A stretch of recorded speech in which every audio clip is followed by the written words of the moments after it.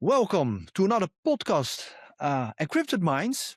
My name is Edwin Karlas, founder of Level Up Sales Consultancy, and today I have an entrepreneur in my space in cybersecurity, Nate Reynolds. Nate, I'm really pleased that you are attending my podcast. I think in the next hour or so we will discuss trends and developments on cybersecurity from your perspective as well as from your customers. Um, but please, can you introduce yourself to the people who are Sure. listening to the podcast? Um, yeah, thank you. Hi, my name is Nate Reynolds. I'm the founder of Hypershift Technologies. Um, I'm a multiple-time entrepreneur, two-time in the IT services industry. I've been doing this since the early 2000s, and we work with clients all over the globe. We specialize in all the things that you're probably accustomed to, cybersecurity being one of them. And we have a quite active AI practice these days. And I think we will be talking about both. Yeah, well, sounds great. And again, thank you for attending the podcast. You know, Nate, if I look at your company at Hypershift, something is just uh, um, that catches my eye, and that is you do a broad portfolio of security vendors. You do a lot of things. How does this happen? Because it takes some time to understand all this project, all this custom, all these products. You need to combine Sure. them also to explain them to your customers. Can you share Um, something about the origin of Hypershift? yeah, absolutely. We started Hypershift during the pandemic when the world was there was a deficit of trust in the world, and so we really had to be innovative in terms of our portfolio selection, our partner selection, and frankly, one of the things that COVID did was it shrank the entire world. So we were able to quickly ramp on a variety of technologies that were, I would say, trends of the day, and rapidly connect with a distributed workforce all over the world. And it, from an agile perspective, we were able to engage customers directly, solve real business problems that other companies weren't, and we were able to assemble that in short order. So what that ended up doing was, where organizations had large established relationships with IT service providers, Yes. at a time of, in a time when the world was very uncertain, we had to be smarter, quicker, and more agile and more creative than the established guys, which led us to build a what looked like a very erratic portfolio at first, but fundamentally they were solving specific challenges for individual clients, and you know became really great partnerships with really great companies. Yeah. And does mean partnership with your vendors? How do For you? sure, and our clients. I mean, the genesis of every one of those partnerships really came from a client coming to us trying to solve a problem that they hadn't been able to solve, or an existing provider wasn't able to solve. So we rapidly, learned the technologies, adapted them to customer environments, implemented them where it's appropriate, engaged third party. Like we were able to use quite a bit of um, offshore and freelance labor. Frankly, that became a lot more customary during the pandemic and over the last few years as companies have moved out of data centers into the cloud. The personnel that put hands on keyboard don't need to be within 30 or 50 miles of your data center anymore. And because of that, we were able to go out and we were able to access some really great talent all over the world. We had some folks even in some capacities moonlighting. We had a guy, who was a developer for a large IDP and identity provider during the day, and he helped us at night do integration. In fact, he knew how to integrate that IDP better than anybody in the world because that's what he did during the day. So we were able to leverage that kind of expertise and that kind of network to do really cool stuff. Yeah. And are you working with freelancers, or are these resources also part of Hypershift? We do a lot of both now. We have I don't know, close to 50 full-time folks distributed throughout the world. We use boring part. We use a payroll services provider that enables me to hire in every country, albeit half a dozen or so that I think are sanctioned. But we are able to hire a full-time employee in just about any country in the world. Some of the folks we work with are, freelancers or contractors if it is a very niche skill set that we don't need very often. But that allowed us to build a really broad portfolio very quickly, in, kind of a, I don't know, a quick reaction force. If I gave you a resume of the type of work that we'd done, you'd be blown away at our size. And a lot of that is just, it's a can-do attitude and its approach. Somebody brings us a problem, we're not going to quit until we solve it. Sounds pretty straightforward. So for your customers, it's great. Uh, but I can also imagine that if you just need to combine all these different vendors, what kind of challenges Mhm. this bring? There's we get a little bit of overlap, right? We try not to have too many vendors in any one category. You can't be good at everything, right? So we stratify our vendors in three tiers, right? Our tier one vendors we invest like crazy in pre-sales engineering, post-sales engineering, certifications, programs. Our tier two folks, we will build a strong competency, but we may not be, the top level um, of a partnership. Then lastly, we've got tier three partners where, you know, um, there are good technology companies that, are a solid commodity that you need a supplier relationship with. And Yes.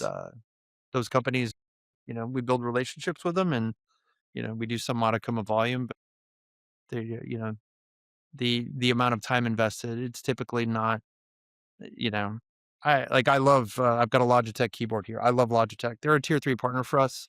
They make great gear. We help build conference rooms from time to time. It's not our core business. It's a tier three partner for us. They're an awesome company, but there's just not a ton of, cybersecurity or engineering work that we put into it. So we kind of stack our partners that way. Yeah. I understand. In our industry, we tend to talk in acronyms. And sometimes Sure. we all even have difficulties to explain it within our industry what certain vendors are doing or what problems they are solving. How do you get the message out towards your customers? How do you do this? How do you help your customers understand why cybersecurity is in need? It's funny. We spend a lot of time distilling marketing speak to and cross-referencing it with capability. So many vendors sound the same and work differently, right? So zero trust, obviously is the buzzword of the last 3 years when it comes to cybersecurity, and is I don't want to say is on its way out, but fundamentally, zero trust was super hot 2 years ago. Everybody jumped on that bandwagon, and now nobody really wants to talk about it. It's table stakes. You need to understand the concept and you need to be able to implement it across the stack. But I find that so many of these organizations that make fantastic products and completely terrible products sound exactly the same. So Yes. you really need to get some stick time with it. You need to talk to references. You need to, build a competency. Every time we start a new partnership, we've got to start typically with some outside expertise to train our own team and understand the technology. And we've got to pick those partners really carefully.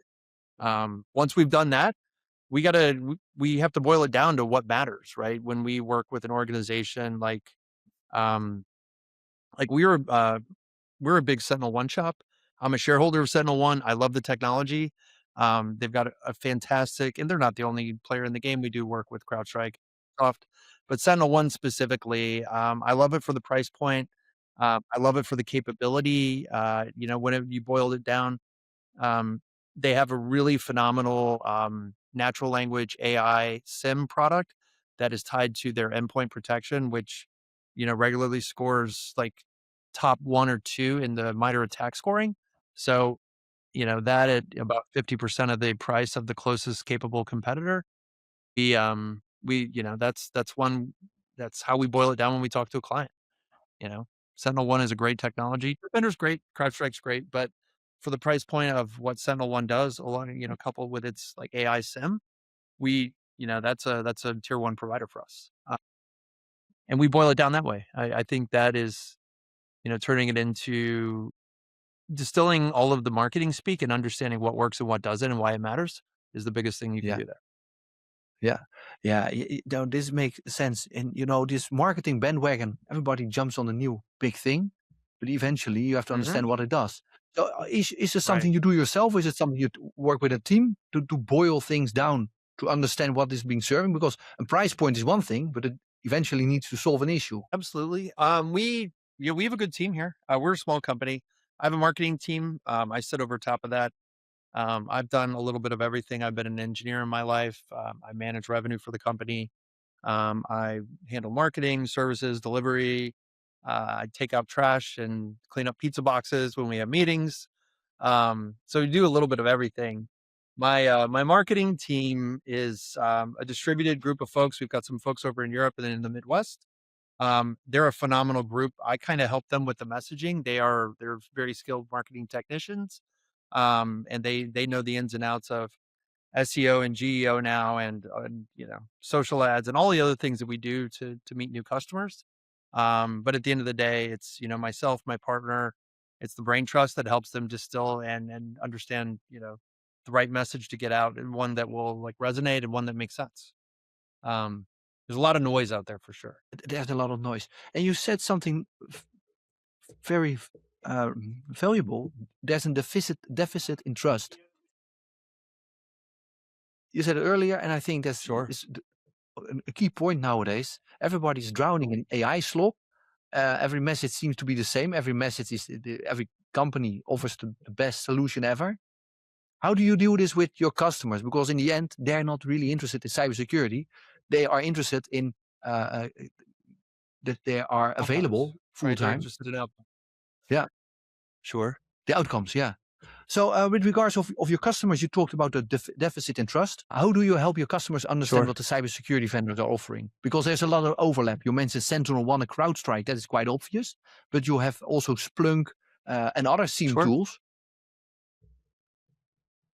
How do you right. help your customer understand what the offering is? Um, through a pretty rigorous process of understanding the client's requirements and matching it to the best vendor, right? There's no one size Yes. fits all in that space, and I think with regard to like the OEMs or the vendors, if you're a hammer, you're always looking for nails, right? So I think quite often, the best ones understand where they're a fit and where they're not, and they disqualify, you know, frankly, wastes of time both for the client and themselves. But a lot of them don't. So we've got to map tangible, real world requirements from a customer side, outcomes, backwards from outcomes to requirements to, which vendors fit them. And quite often multiple do, right? So, there's an evaluation process or there's synergy with existing tool sets or compatibility and things like that. I mean, there's always, I find if you're looking at 10 different tools or 10 different platforms for something, you probably don't really know what you want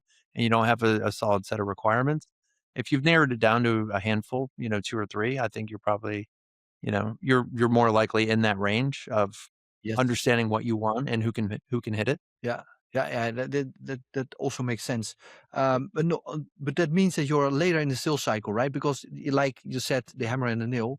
Every vendor. If you talk about a project with one of your vendors, everybody wants to win. So you have also to keep them under control and select the right Sure. vendor for the right customer. Yeah, we try to do that. We try to do that legwork early, right? We try to line up with the best partner for the client. We're not a lot of value to a client if we aren't able to guide them, right? If I am like a big box provider, like a three-letter company, and I can just sell you whatever you ask for, I mean, what value am I if I can't come in and at least give you some perspective, some experience, and help you cut through the marketing and know, which tools work. I mean, everybody has seen, tools that hit the market that just miss the mark. And, you know, if you, you know, if you don't have some help steering around it, you may end up with one that you got to live with for a while. Yeah, yeah, I understand. What is it for? What kind of trends you see developing? So we just spoke briefly about the marketing PR, the bandwagon about now zero trust as an example. There will be new things. Sure. What are true threats or developments you Um, see in the? I think the biggest one is probably what AI is doing to the speed of attack. Honestly, Yeah, we saw some Fortinet issues recently on their console, and those were AI automated attacks that a number of our clients um, a number of our clients saw in the wild. We see a lot more phishing that is AI enabled, right? A lot of things are getting through the traditional filters, like without naming names, the companies that you probably worked with for a long time to help keep you safe. So, there have been new attack vectors found there, and there's some new players in that space that work a little differently that we're having some success with. Um, everybody is an AI expert now, but it's more than a buzzword. I mean, I'm sure you guys have seen videos of um, somebody connecting Cursor with Kali Linux and watching it actively try to exploit an AI agent. And I'm sure there's a ton of theater in this, but an AI agent that's actively trying to exploit like a systems environment, right? A network or a set of systems or applications that Yes. the AI system itself is able to compromise. I'm sure there were 15, error conditions and failed attempts before the video that I saw and you saw, but Yeah. I think it's happening and I think it's close. Yes. So I think, there's a lot coming there.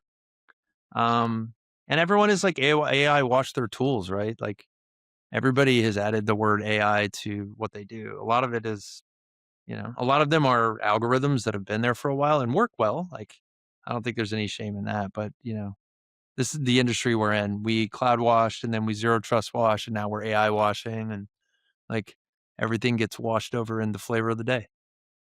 Yeah. Yeah, that is true. But yeah, no, AI can do. So no, if you take one step back, I use AI tools for my customers also to automate certain steps in a process. Mhm. But I got recently a conversation with a prospect, and he asked me, "All right, yeah, I was in competition," and he asked me, "Yes, this competitor is also using AI to improve our LinkedIn and our social presence. You're not Mhm. offering this." So I said, "No, but I have been looking into your LinkedIn presence. It is non-existent. So Right, what right. exactly are you improving with your AI?" But he Right, was right. promised the world. But you cannot improve a Okay. process that is not there yet. If you just take this into the threat landscape with AI, it can perfectly replicate a proven process. And if you can do this on a tremendous speed, like AI can do, maybe a tsunami or threats is coming because of the AI, because it's mostly replication uh, of looking for vulnerabilities. You understand what I mean? Yeah, So, I for think, example, a brute force attack, you I can do. easily replicate this process. Sure. Yeah, I mean, I am not the world's foremost expert on threat intelligence. We do have a lot of clients that are seeing a lot, w we see, bad actors moving a lot quicker and using AI tools to not necessarily uniquely exploit, but exploit faster. I mean, AI is enabling a tremendous amount of automation, and I think that you know the closer we get to super intelligence, the scarier that is, right? Yes. When Yeah. and I think that's probably part of the reason why we're starting to see a lot of talk of like quantum resistant and quantum secure computing. Um, Yeah. that's there are companies that are actively marketing quantum now, right? I don't know, how practical it is yet, but I know like Amazon has a quantum computer or several. Google does. I'm sure Microsoft. I'm sure many other companies. And I know some folks that work on those programs. I know some folks at Amazon that actually they have quantum offerings. I'm not personally sure what they're used for, but No. I think it's close, and I think this culmination of AI, right? Generative AI and general intelligence and super intelligence and quantum computing, like it's, we're flying at it 1,000 miles an hour, like we're headed into a black hole. Yeah. Well, this you like. I like your metaphors. So maybe is this a risk in itself? Because if you are already not understanding or can explain what's happening right now with quantum computing, and I think not a lot of people can do, but on a Yeah, I'm not certain sure the moment we are practical there. applications right now, right? I mean, we can, I don't know, we can speculate, but I'm sure folks who need them know why. I just don't. But to your point, I mean, if you look, there's a lot of it out. Eric Schmidt does a lot of talks a lot about AI, and he's people have either insanely positive views or insanely negative views on AI. And I mean, they're all over the spectrum, but there are some that we are entering this era where it's not just an industrial revolution, like we had a couple hundred years ago. It is a revolution in every direction simultaneously at faster than we've ever seen it. And you're talking science and medicine and transportation and physics and, everything at the same time, automation. So, that is hugely promising, right? Like we should live at least twice as long as our parents if this thing works out the way that they're saying. But they're also saying eventually the machines will create their own language and take over. So I don't know. Is it somewhere in between? Is it one? I mean, everybody's seen Terminator. We know how that. It's amazing movies about it. I mean, Yes.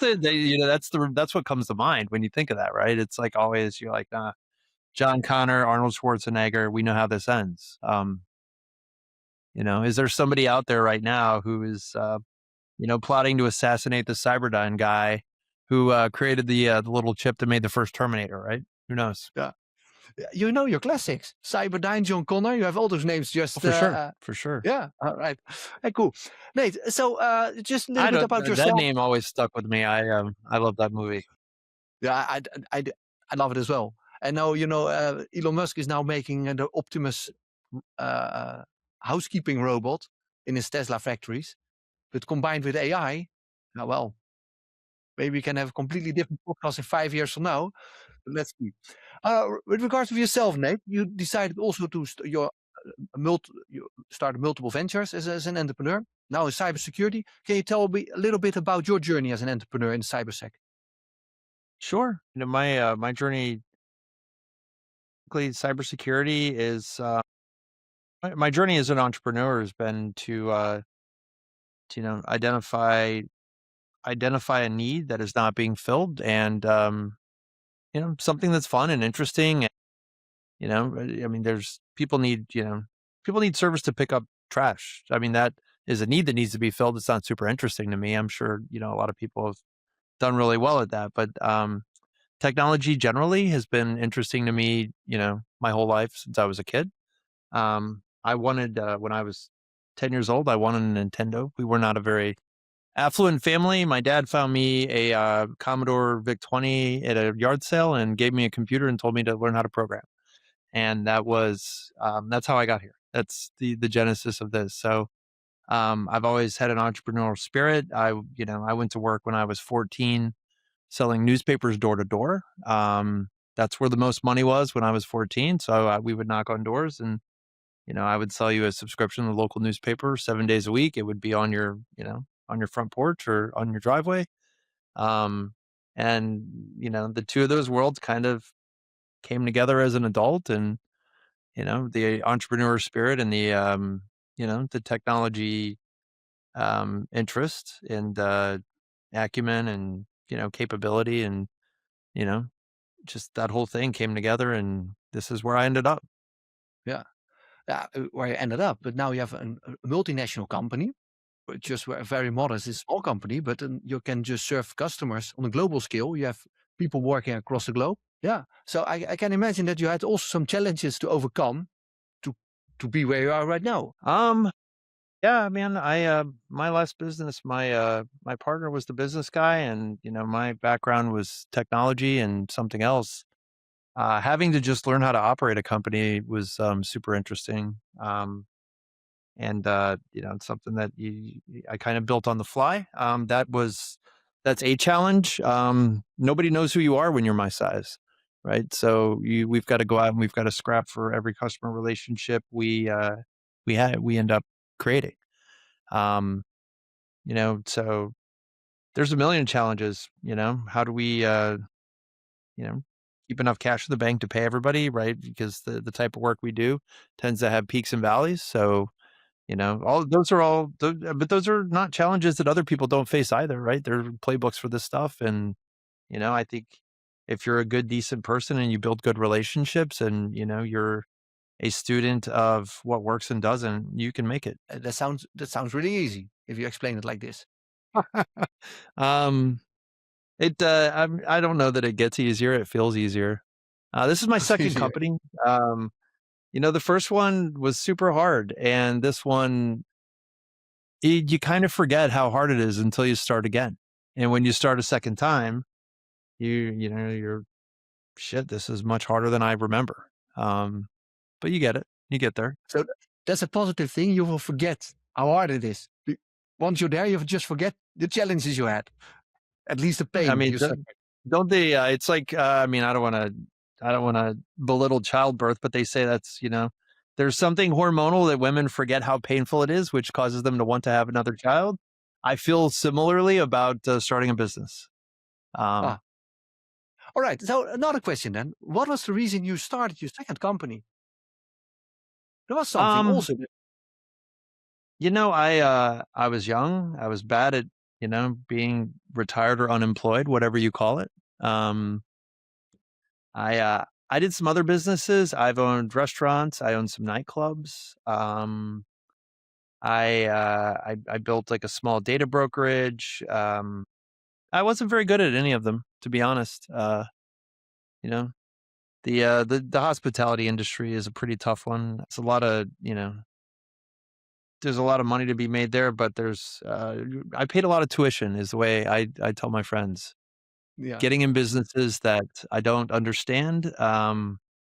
You can walk away with it with what feels like an MBA in that category, but you ended up paying a lot of tuition for it. How did your family and friends responded? So you start all the kind of new ventures. Eventually, you're They think just that, making joke about it, but yeah, they think I'm crazy. I mean, yeah. there's really all of them know that about me, and I think some people admire it, and some people think I'm nuts, and some people just say that's who he is. Um, it works for me. I feel like I'm very active. I have adult ADHD like everybody else, but whenever things are too calm, I always find something else to do, and often that is a new line of business or a new interest, or I'm down a rabbit hole somewhere on the internet learning about something I didn't know about 3 hours ago. Um, Okay. and I think that's the same spirit as starting all of these businesses. You get really interested in something, and you size it up and you look at what people are doing. Like we're doing a ton of work right now with organizations who are trying to. I work with a lot of people in IT departments whose executives are asking them to find a way to put AI to use without any real guidance or goal. Yes. And we've done, that to me is similar to like that's a similar process to starting a new business, right? Because um, you should start with a problem statement, right? But you're fundamentally looking for a problem at first, right? When you start a business, you either have a very clear problem that you're trying to solve, or you're looking for a problem. Like what is, I've seen a lot of, I don't know, social media reels, ask AI for a profitable niche that's being underserved and give me 10 ideas on how to start. I mean, everybody thinks like, starting a business is it's like it's like instant mac and cheese. You just add water and heat it up and you've got a business. That's really not true. And it's not true on any of these projects. And it's not true with starting a company. Um, it's a similar process. You have to find a real problem. You have to understand why it's a problem, right? Some problems are not problems. Some problems don't need to be solved. Sometimes, you think you've got an answer to something and you realize nobody cares. I have a great story of a failure of entrepreneurship. We started a company around the same time as Hypershift called Phone Sentry. In Phone Sentry, we built and patented a way of measuring audio quality across VoIP systems over the internet. And we could call every one of your offices and we could measure the audio quality of your call centers, right? And we talked to tons of people who thought this was a great idea. And when we actually went to monetize it, nobody gave a shit. Literally nobody cared about audio system monitoring because even though we could tell you that there was a problem, we couldn't tell you how to fix it. We couldn't even diagnose the root cause. We could just tell you good or bad, right? And we could give it a what's called a Moss score. So we dumped a ton of money into developing this application, patenting it, and ultimately, we could have taken a page out of, you know, honestly, I could have built an AI agent to give me as a business advisor, which would have told me slow down, beta test, implement fewer features slower, find customers that are willing to pay for it. And we would have figured out that there's just no market for it. I could say No, some problems don't need to be solved. no, that's a nice example. All right, what are triumphs as for you as an entrepreneur? What is something you're proud of? A really good friend of mine, doing this is really hard. I mean, and I'm not belly aching about it. It's just hard. And a really good friend of mine, guy I've known a long time, I told him, I said, this company, on paper, we did not grow dollar for dollar as quickly as my last company, but we're also in a similar but different business. We do a lot more software. Hardware tends to drive more revenue very easily by comparison, right? Software deals tend to be smaller. We do software and consulting 90% of the time. We do some data center work still. Some companies still do it.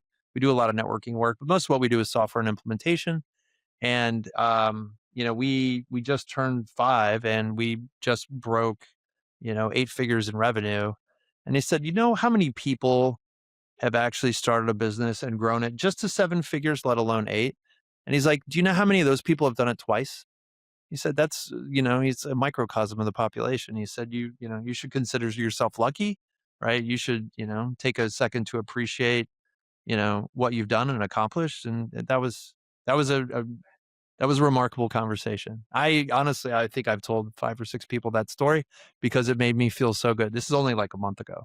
Um, Yeah, so I think, but you did not that made me realize feel it good. yourself.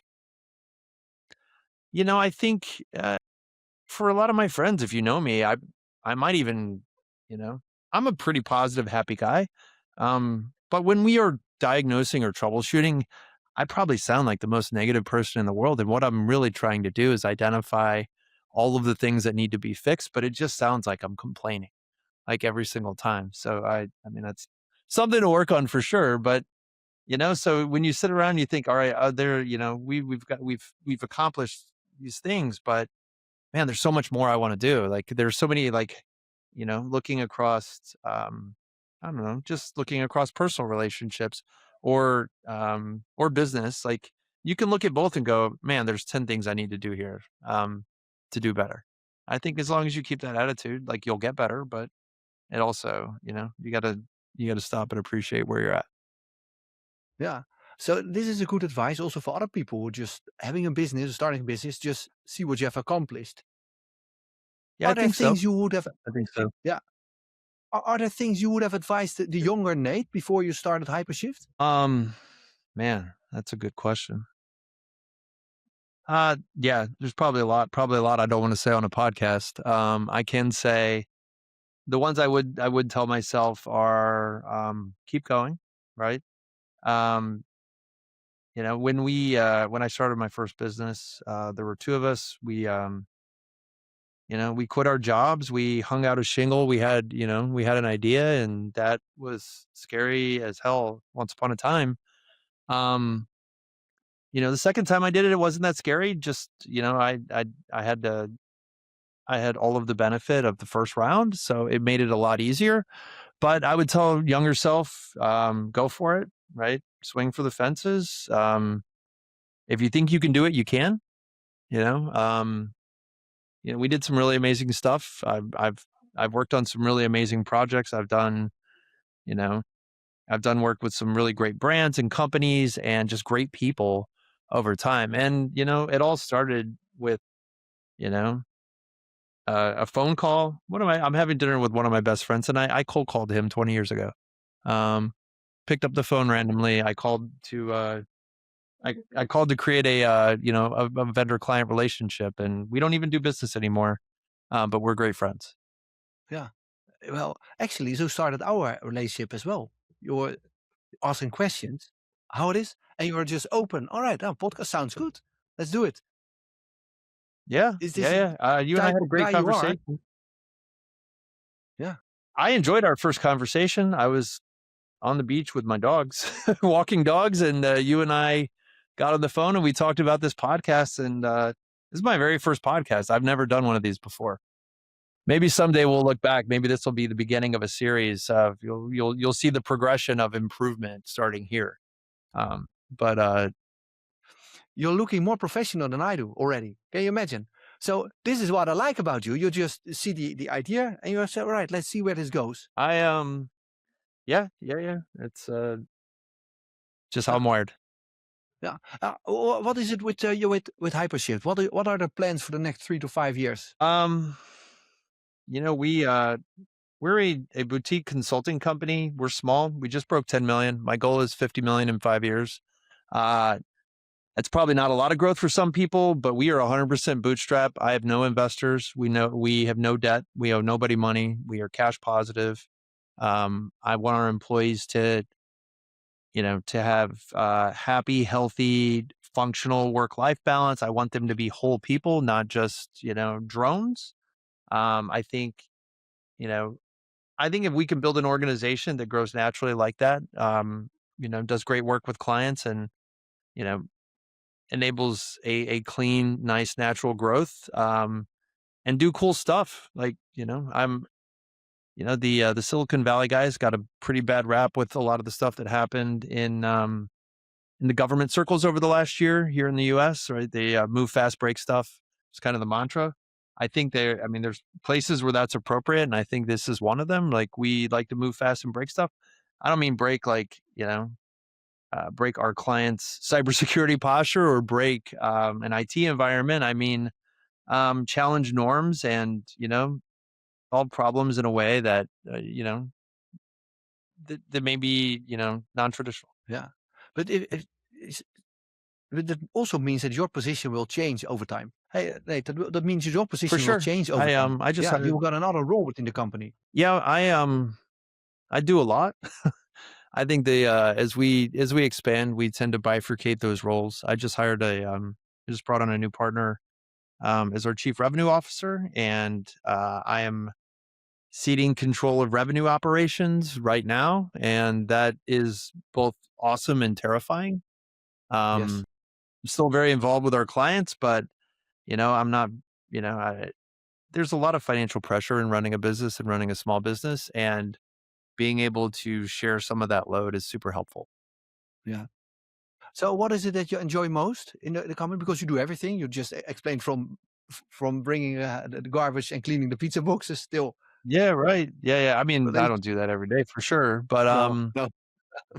uh, I enjoy spending time with our clients, understanding problems that they have, and going out and like literally, I in a lot of ways, I feel like I function like an R&D department for our clients. Like, they tell me about a problem they have, and I come back to them, and sometimes it's, I found them another company that does work in this space that's very good. Sometimes, we like we did some, over the years. I moved data centers.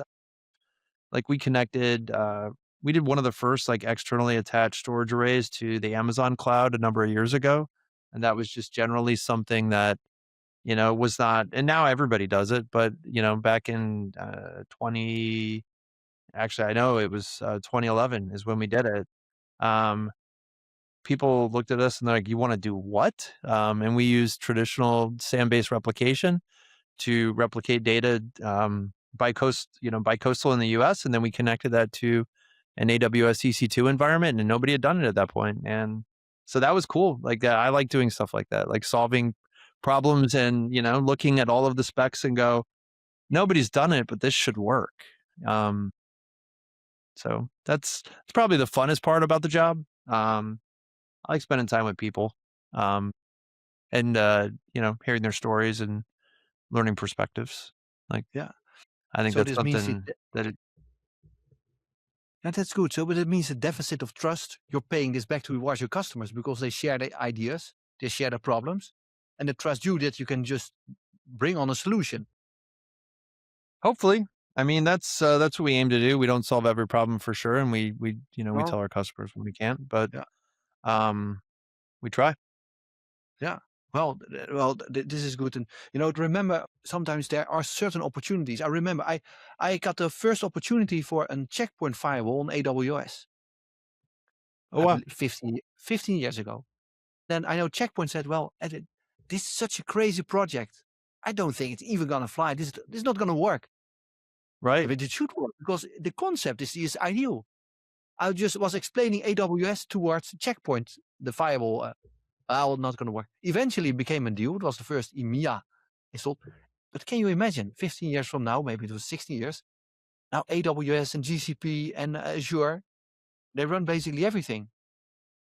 Yeah. Yeah, it's a great it's, Sometimes sometimes the opportunities are just there, and you have to see the bigger picture of it and just take it and just develop it. Yeah, I think. yeah, I agree. I agree 100%. Yeah. So what are current projects you're working on that is not being yet solved? Is it something you do with vendors? Is it something you do in-house with your team, with your engineers? Well, after this, we're going into quarterly business reviews for the next 4 hours. So this is my break of the day. This is amazing. Um, but broadly, we're working on some really interesting stuff right now. We are doing quite a bit with data pipelines and helping organizations understand more about the data that they have and how to use it. Right, and a lot of that means there are AI applications there. We're working with a healthcare company that is looking to mine data from electronic health records to determine when patients might self harm or when they need to be moved to a different type of treatment facility. We help organizations implement like Microsoft Copilot. Like, you know, there's a Copilot's gotten a really bad rap lately. It uh, Yeah. it can work really well, but it's not for the faint of heart. A lot of companies just turn it on and expect it to work. So we were doing a lot of, I mean, that's like I don't wanna say that's fun work. I mean, it pays the bills and it really does help people, but, you know, the healthcare stuff, the kind of stuff that moves the needle, we work with a large, arena golf league that launched last year that, has some pretty famous golfers in it, which is one of the cooler things that we do. Um, in the past, we've worked for Warren Buffett's company, his family of companies. We've worked we've got a huge, awesome client base that, a lot of times, due to NDA or contracts, I can't say their names or whatever, but it's still really cool, to just to look at that kind of collection of who you work with and know that you know we did that. The world knows these brands, and we work with those brands, and that's just really cool. And then you compound that with like doing cool stuff, like I mentioned, like the healthcare stuff or, just managing, helping organizations get their arms around data and manage it, for business value and understand what they have and, do things like natural language query and like, identify inferred insights that are in that data and stuff like that. It's a very interesting world. We're very focused on the new frontier. Yeah. Well, that sounds very good. I've know that obviously people in my network are mostly from cybersec and the consultancy. Do you have Mhm. one takeaway just to close the conversation? Some ideas also for people that are thinking about being an entrepreneur in cybersec of IT. What would be your main advice? I have two pieces of advice, and I think they're both good, and they're probably not what you think. Number one is you need to live the customer experience. So you need to go get some experience inside of a company who has to defend against real cybersecurity threats. I know a lot of people who claim to be security experts who have never sat one day in a cybersecurity team and had to defend an environment or an application or a company. Number one.